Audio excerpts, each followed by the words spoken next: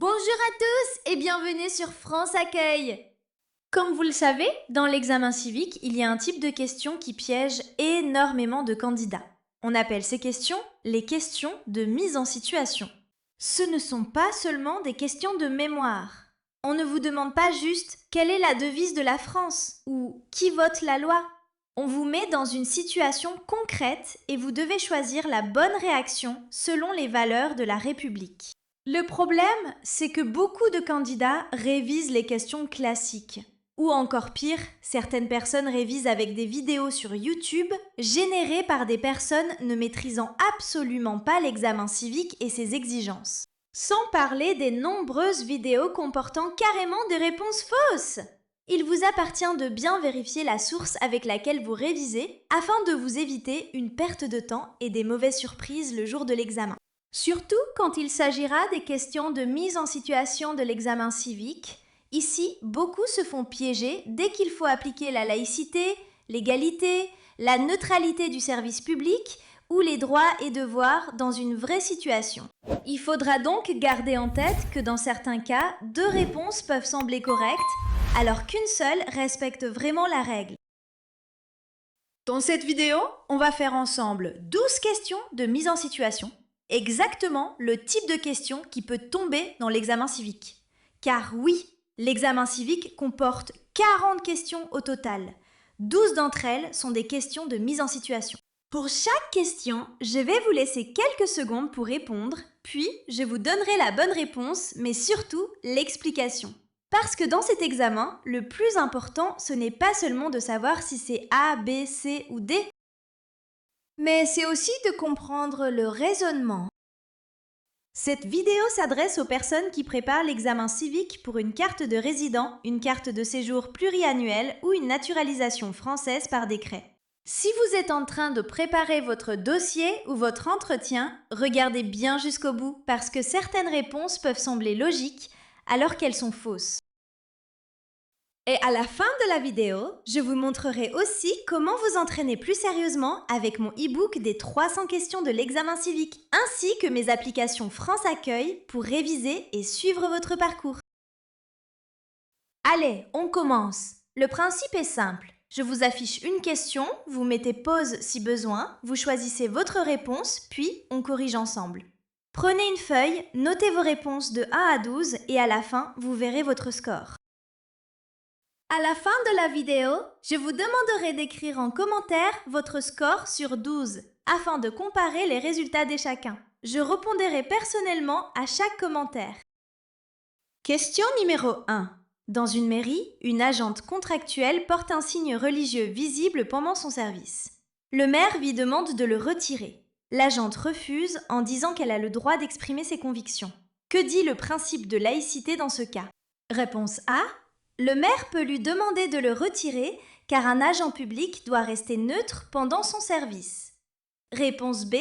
Le maire peut lui demander uniquement si l'agent est en contact direct avec le public. Réponse C. Le maire ne peut pas lui demander car la liberté de conscience autorise toujours les signes religieux discrets.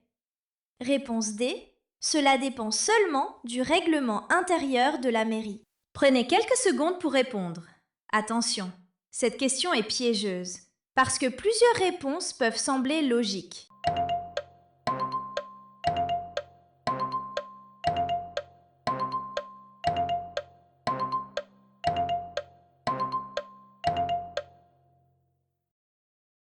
La bonne réponse est la réponse A. Le maire peut lui demander de retirer le signe religieux visible, car l'agente travaille dans une mairie. Même si elle est contractuelle, elle exerce une mission de service public. Le mot important dans la question, c'est donc « agente contractuelle dans une mairie ». Elle n'est pas une simple salariée du privé. Elle est agent public pendant son service. La liberté de conscience existe bien. Elle a le droit d'avoir ses convictions religieuses. Mais dans l'exercice de ses fonctions, elle ne doit pas les manifester par un signe visible. La réponse B est un piège. On pourrait croire que cela dépend du contact avec le public. Mais pour un agent public, l'obligation de neutralité s'applique pendant le service. La réponse C est fausse, car la liberté de conscience ne signifie pas qu'un agent public peut afficher ses convictions religieuses au travail. La réponse D est fausse aussi, parce que ce n'est pas seulement une règle interne de la mairie. Donc, la règle à retenir est simple. Agent public plus service public égale neutralité. Si vous aviez répondu B ou C, ne vous inquiétez pas, c'est exactement le type de piège qu'on va travailler dans cette vidéo. On passe maintenant à la question numéro 2. Si vous avez hésité sur cette première question, c'est normal. C'est exactement le piège des questions de mise en situation. On croit connaître la règle, mais au moment de choisir entre A, B, C ou D, 2 réponses peuvent sembler correctes. C'est pour ça que j'ai préparé un e-book spécial avec 300 questions de l'examen civique, pour vous entraîner sérieusement avant le jour de l'examen. Vous y trouverez des questions sur la laïcité, l'égalité, les droits et devoirs, les discriminations, les institutions, mais aussi des questions de mise en situation comme celles qu'on vient de voir.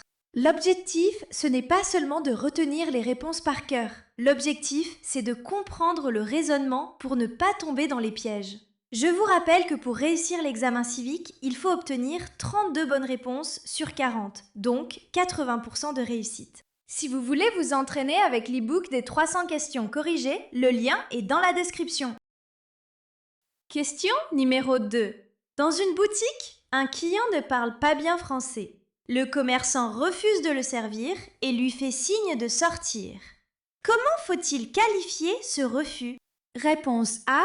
Il est légitime car un commerçant doit pouvoir communiquer facilement avec ses clients. Réponse B. Il peut être discriminatoire si le vrai motif est l'origine, la nationalité ou l'origine supposée du client. Réponse C. Il est autorisé dans les petits commerces car le commerçant choisit librement ses clients. Réponse D. Il est toujours justifié par la sécurité. Prenez quelques secondes pour répondre. Petit indice. Ici, le piège, c'est de croire que le commerçant peut refuser uniquement parce que la communication est difficile.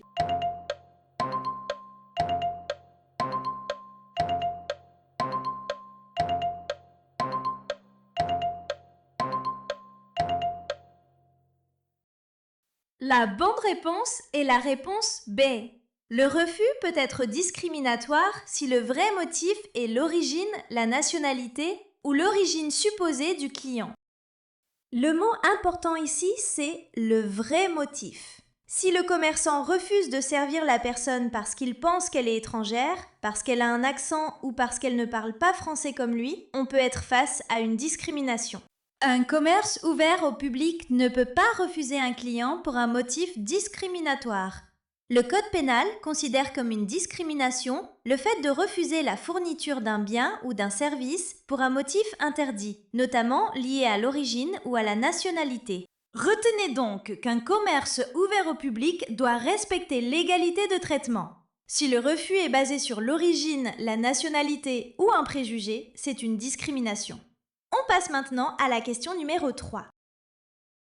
Question numéro 3. Vous êtes convoqué par l'administration pour un contrôle fiscal. Pendant l'échange, un agent vous explique que votre dossier a été choisi parce que votre nom fait étranger. Cette sélection est-elle acceptable? Réponse A. Non, c'est une méthode de profilage discriminatoire fondée sur l'origine ou le patronyme. Réponse B. Oui, c'est une méthode efficace pour lutter contre la fraude. Réponse C. Oui, si l'agent pense simplement gagner du temps. Réponse D. Cela dépend uniquement de l'appréciation personnelle de l'agent.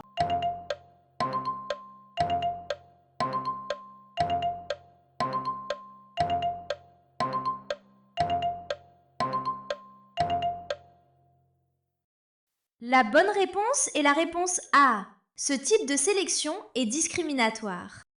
Attention, l'administration a bien le droit d'effectuer des contrôles fiscaux. Le problème n'est pas le contrôle en lui-même. Le problème, c'est le critère utilisé pour choisir la personne.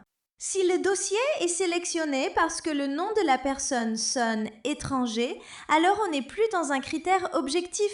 On est dans une distinction liée à l'origine supposée, à la nationalité supposée ou au patronyme. La règle à retenir est simple. Contrôle administratif, oui. Sélection discriminatoire, non. Dès qu'une question parle d'un nom, d'une origine réelle ou supposée, d'une nationalité ou d'un accent, pensez immédiatement au principe d'égalité et à l'interdiction des discriminations. On passe maintenant à la question numéro 4. Question numéro 4. Une manifestation pacifique est prévue sur la place principale d'une ville. Le maire décide de l'interdire parce qu'une autre manifestation favorable au gouvernement est déjà prévue le même jour. Cette interdiction est-elle justifiée? Réponse A. Oui, car deux manifestations le même jour risquent forcément de provoquer des tensions. Réponse B. Non, sauf s'il existe un risque réel, sérieux et démontré de trouble à l'ordre public. Réponse C. Oui, car seule la préfecture peut autoriser une manifestation. Réponse D. Oui, car la place doit être réservée en priorité à la manifestation pro-gouvernement.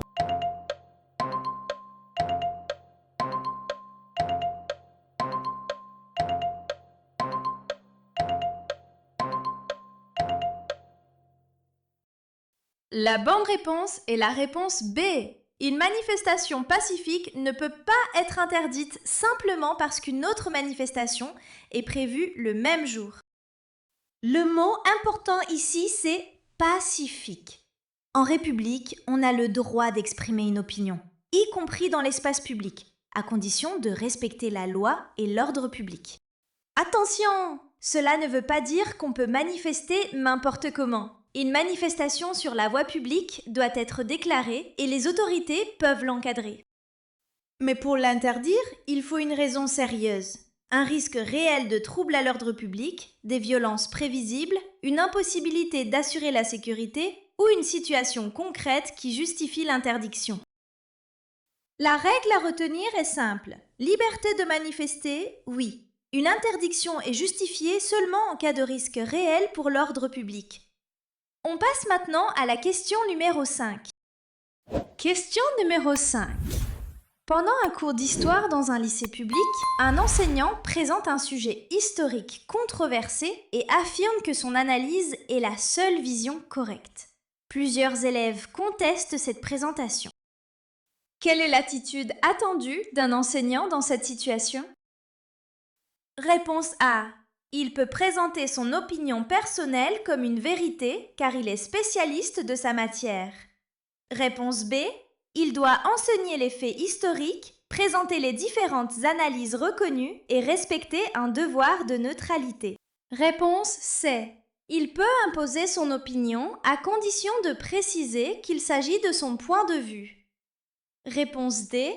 Il doit éviter complètement les sujets historiques sensibles. Prenez quelques secondes pour répondre.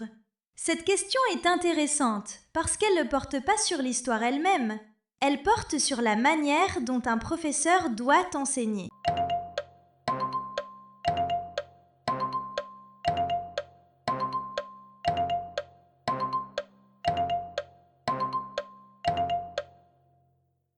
La bonne réponse est la réponse B.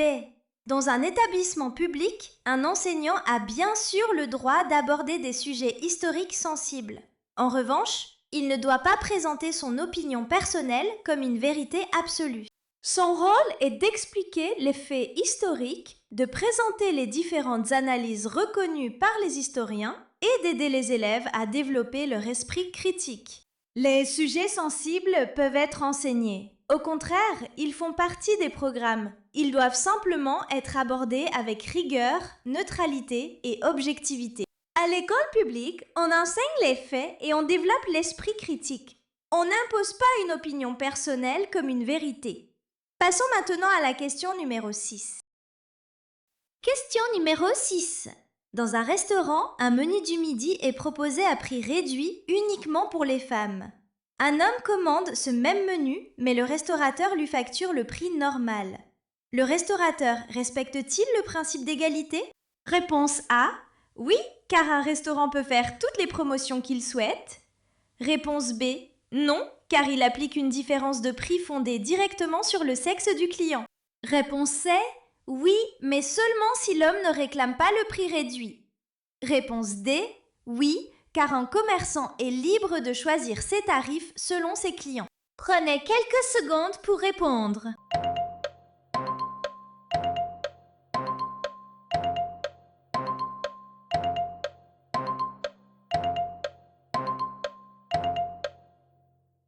La bonne réponse est la réponse B. Le restaurateur applique une différence de prix directement fondée sur le sexe du client. Les femmes paient moins cher, les hommes paient le prix normal uniquement parce qu'ils sont hommes ou femmes. Bien sûr, un restaurant peut faire des promotions. Il peut faire un menu du jour, une réduction à certaines heures, une offre pour les étudiants, une carte de fidélité ou une promotion temporaire. Mais il ne peut pas appliquer un tarif différent selon le sexe. La règle à retenir est simple. Promotion commerciale, oui. Discrimination fondée sur le sexe, non. Dès qu'une question parle d'un prix différent pour les hommes et les femmes, pensez immédiatement au principe d'égalité et à l'interdiction des discriminations.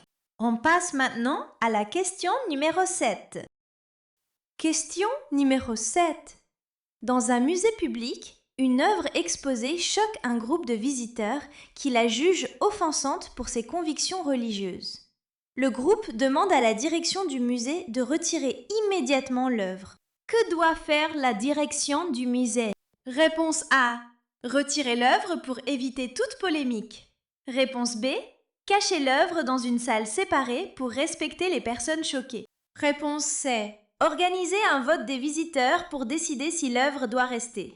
Réponse D. Maintenir l'œuvre, sauf risque réel pour la sécurité, et protéger la liberté de création et d'exposition.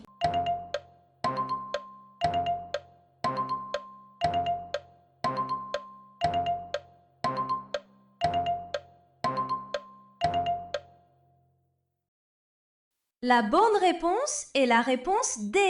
La direction du musée doit en principe maintenir l'œuvre, parce que la liberté de création et la liberté d'exposition font partie des libertés protégées. Attention, cela ne veut pas dire qu'un musée ignore la sécurité. Si une situation présente un risque réel pour les personnes ou les biens, la direction doit prendre des mesures de sécurité. Mais le simple fait qu'un groupe trouve une œuvre offensante ou contraire à ses convictions ne suffit pas à imposer son retrait. On peut critiquer une œuvre, mais on ne peut pas exiger sa censure uniquement parce qu'elle choque. Dans l'examen civique, dès qu'une question parle d'une œuvre, d'un musée, d'une exposition ou d'un artiste, pensez à la liberté de création, à la liberté d'expression et à la protection de l'ordre public.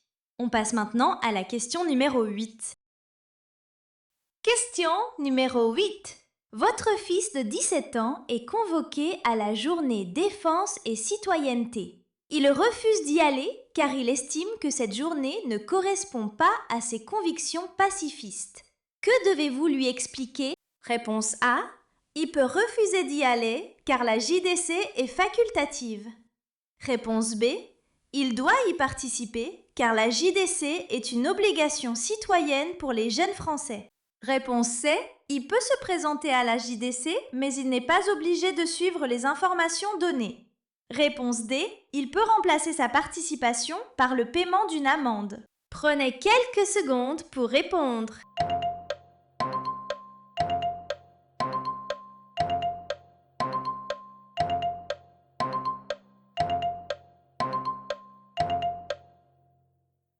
La bonne réponse est la réponse B.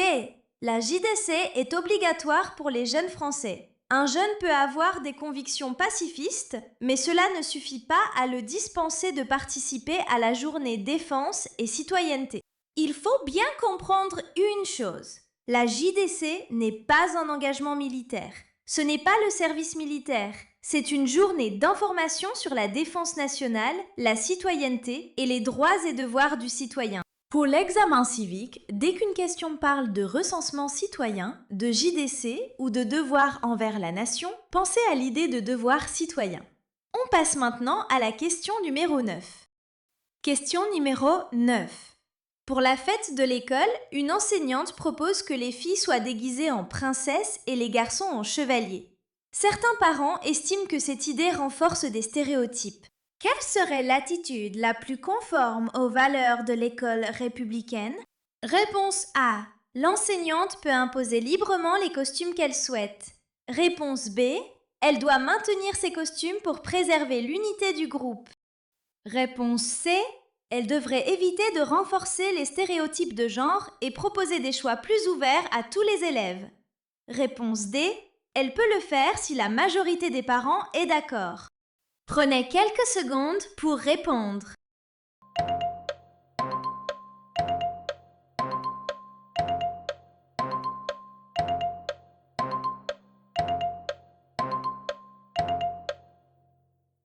La bonne réponse est la réponse C. L'enseignante devrait éviter de renforcer les stéréotypes de genre et proposer des choix plus variés. Le problème n'est pas qu'une fille se déguise en princesse ou qu'un garçon se déguise en chevalier. Le problème, c'est d'associer automatiquement un costume aux filles et un autre aux garçons. À l'école républicaine, on cherche à transmettre l'égalité entre les filles et les garçons. Les élèves doivent pouvoir participer sans être enfermés dans des rôles imposés. À l'école, on évite les stéréotypes et on encourage l'égalité entre les filles et les garçons. Dès qu'une question parle de filles, de garçons, de rôles imposés, pensez au principe d'égalité. On passe maintenant à la question numéro 10. Question numéro 10. Un site d'information publie en ligne une fausse information qui vous concerne directement et qui porte atteinte à votre réputation. Que pouvez-vous faire? Réponse A. Demander un droit de réponse et, si les propos sont diffamatoires, engager une action en justice. Réponse B. Ne rien faire car sur Internet, chacun peut publier ce qu'il veut. Réponse C. Pirater le site pour faire supprimer l'article. Réponse D. Déposer plainte uniquement pour vol d'identité. Prenez quelques secondes pour répondre.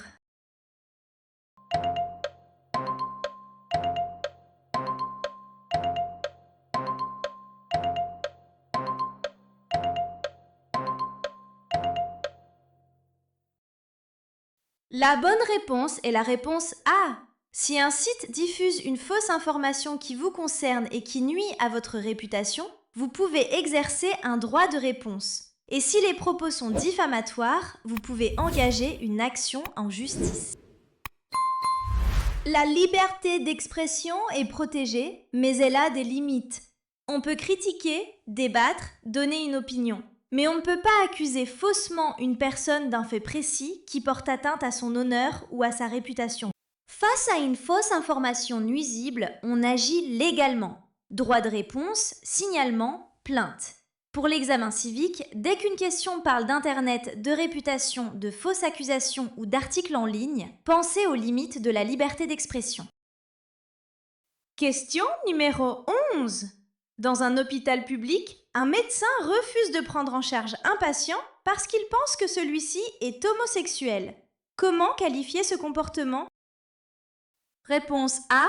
C'est une faute grave et une discrimination interdite. Réponse B. C'est autorisé au nom de la liberté de conscience du médecin. Réponse C. C'est acceptable si le refus reste discret. Réponse D. C'est justifié si le médecin trouve le patient désagréable. Prenez quelques secondes pour répondre.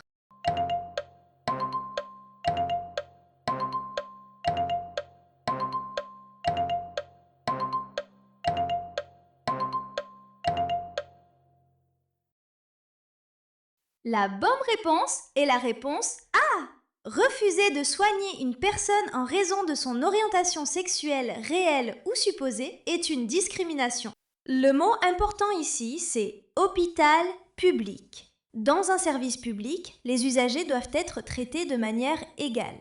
Et dans le domaine de la santé, cette règle est encore plus importante parce qu'il s'agit de l'accès aux soins. Dans un hôpital public, le médecin doit respecter l'égalité d'accès aux soins, la dignité du patient et le principe de non-discrimination. Le Code de la santé publique précise qu'aucune personne ne peut faire l'objet de discrimination dans l'accès aux soins. Un professionnel de santé ne peut pas refuser de soigner une personne pour un motif discriminatoire. Origine, sexe, religion, handicap, orientation sexuelle, situation sociale ou autres critères interdits. Avant de continuer, je vous rappelle que si vous préparez l'examen civique, vous pouvez réviser avec les outils France Accueil. Le plus important, c'est mon e-book des 300 questions de l'examen civique. Il contient des questions de connaissances, mais aussi des questions de mise en situation comme celles qu'on voit dans cette vidéo, avec les réponses et les explications pour bien comprendre. L'objectif, ce n'est pas seulement d'apprendre par cœur. L'objectif, c'est d'être capable de reconnaître les pièges, de comprendre les valeurs de la République et d'atteindre les 32 bonnes réponses sur 40 nécessaires pour réussir. L'objectif, ce n'est pas seulement d'apprendre par cœur. L'objectif, c'est d'être capable de reconnaître les pièges, de comprendre les valeurs de la République et d'atteindre les 32 bonnes réponses sur 40 nécessaires pour réussir. Vous pouvez aussi utiliser l'application Examen civique France Accueil pour vous entraîner directement sur votre téléphone, faire des quiz, revoir vos erreurs et progresser petit à petit. Et si vous êtes concerné par la naturalisation, j'ai aussi l'application Décret de naturalisation qui permet de rechercher plus facilement les décrets publiés avec un nom, un prénom ou un numéro ministériel. Tous les liens sont dans la description. L'e-book des 300 questions, l'application Examen civique et l'application Décret de naturalisation. On passe maintenant à la dernière question de cet examen civique spécial question de mise en situation, question numéro 12. Question numéro 12. Un club de football professionnel souhaite recruter un entraîneur. Pendant le processus, le club apprend que ce candidat a été condamné dans le passé pour des injures racistes. Le club décide finalement de ne pas l'embaucher pour un poste très exposé, avec des responsabilités d'encadrement. Cette décision est-elle forcément discriminatoire? Réponse A. Oui, car une condamnation ancienne ne peut jamais être prise en compte. Réponse B. Non, si la condamnation est en lien avec les responsabilités du poste et les valeurs attendues, notamment la lutte contre le racisme. Réponse C. Oui, car dès qu'une personne a purgé sa peine, son passé ne peut plus être évoqué. Réponse D. Non, simplement parce qu'un club privé peut choisir librement qui il veut. Prenez quelques secondes pour répondre. Ici, la question est très piégeuse, parce qu'il ne faut tomber ni dans l'excès d'un côté, ni dans l'excès de l'autre.